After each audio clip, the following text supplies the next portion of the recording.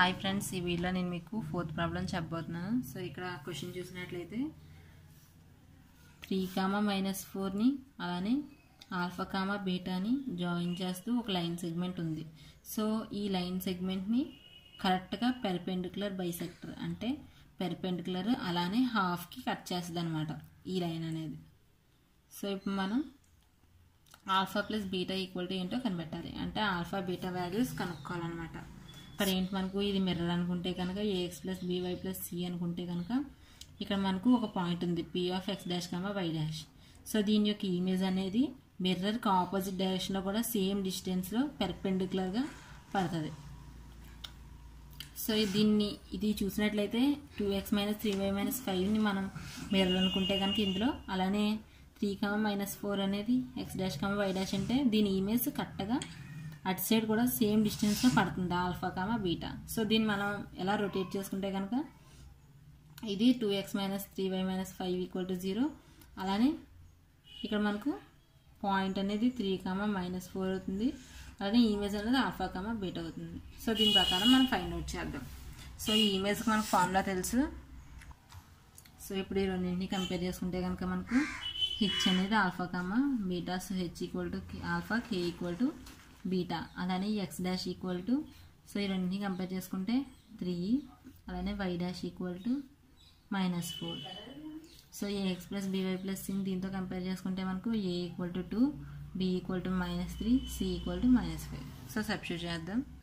So ఇక్కడ alpha అంటే h, -x' అంటే 3, నెక్స్ట్ బీటా -y' అంటే -4. సో ప్లస్ అయిపోయింది, అది -(-) ప్లస్ ab ప్లస్లో సబ్స్టిట్యూట్ చేశాను. నెక్స్ట్ -2 ఇంటూ ఇక్కడ a అంటే 2, 2 ఇంటూ x' అంటేనేమో 3, -3 ఇంటూ -4 -5 = 0. సో నెక్స్ట్ దీన్ని ఇంకా సింప్లిఫై చేస్తాం. సో ఇక్కడ ఏం చేయాలి ఫ్రెండ్స్, ఇవన్నీ నార్మల్గా వదిలేసాను. Next 3 × 6, -3 into -4 +12 -5. 2² అంటే 4, -3² అంటే 9. సో దీన్ని ఇంకా సింప్లిఫై చేస్తే, సో ఇక్కడ చూడండి friends, 6 + 12 18, 8 - 5 13. So 13, 9 + 4 13. So 2 cancel. So -2 alpha -3/2 = -2, beta +4/- 3 = -2. So cross multiplication చేస్తే ఆల్ఫా -3 = 2 ఇంటూ -2 -4. సో ఆల్ఫా = -4, -3 ఇటు వస్తే +3. సో ఆల్ఫా = 1, 4 ఎదురుగా మైనస్ ఉంది కాబట్టి minus. Next beta +4 = -2 into -3 6. So beta = 6 - 4 అంటే 2. So beta = 2.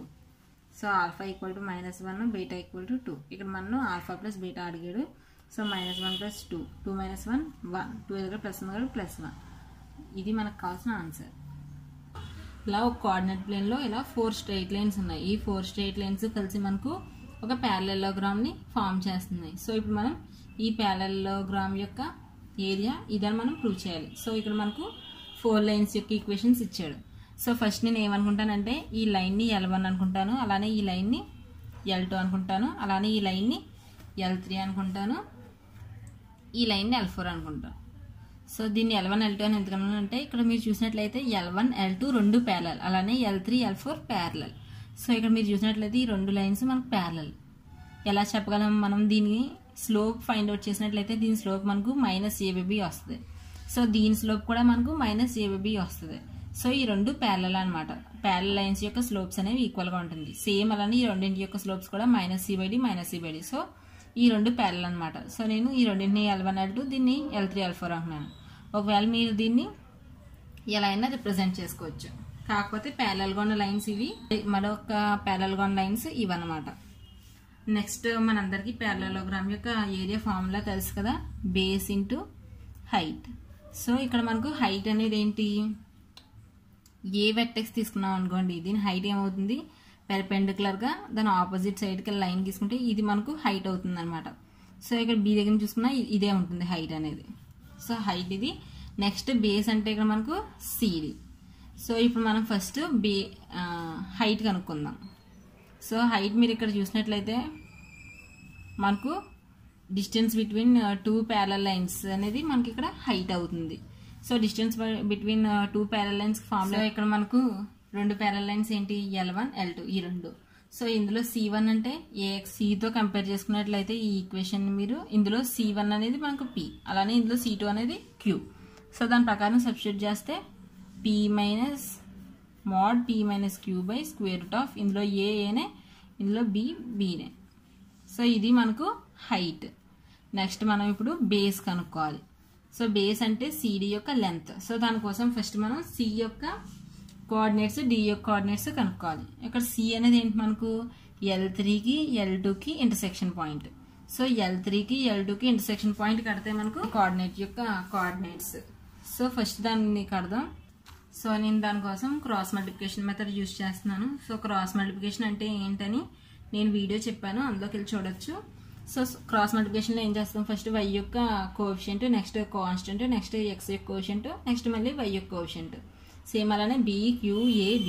So next x by DQ minus BR equal to y by RA minus QC. Same అలానే 1 by BC minus AD. So ఇప్పుడు మనకి x ఏమవుతుంది, ఈ రెండింటిని ఈక్వల్ చేస్తే కనుక x ఈక్వల్ టు ఇక్కడ ఇంటూ, ఇక్కడ బై చేస్తుంది, ఇటుసరికి వస్తే ఇంటూ అవుద్ది. So 1 into DQ minus BR అంటే DQ minus BR by BC minus AD. Next అలానే ఈ రెండింటిని ఈక్వల్ చేస్తే మనకు y ఈక్వల్ టు ఇక్కడ ఇది కూడా డివైడ్ చేస్తుంది, ఇటుసరికి వస్తే ఇంటూ చేస్తుంది. So RA minus QC by BC minus AD. Next మనకు C యొక్క కోఆర్డినేట్స్ వచ్చేసినాయి. నెక్స్ట్ మనం D యొక్క కోఆర్డినేట్స్ ఫైండ్ అవుట్ చేస్తాం.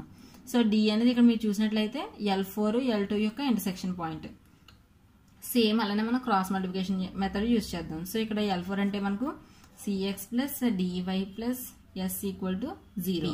Next X by DQ minus BS equal to Y by SA minus QC equal to 1 by BC minus AD. Next same అలానే రెండింటిని equal చేస్తే మనకు X equal to DQ minus BS by BC minus AD. అలానే y equal to ఈ రెండింటిని equal చేస్తే SA minus QC by BC minus AD.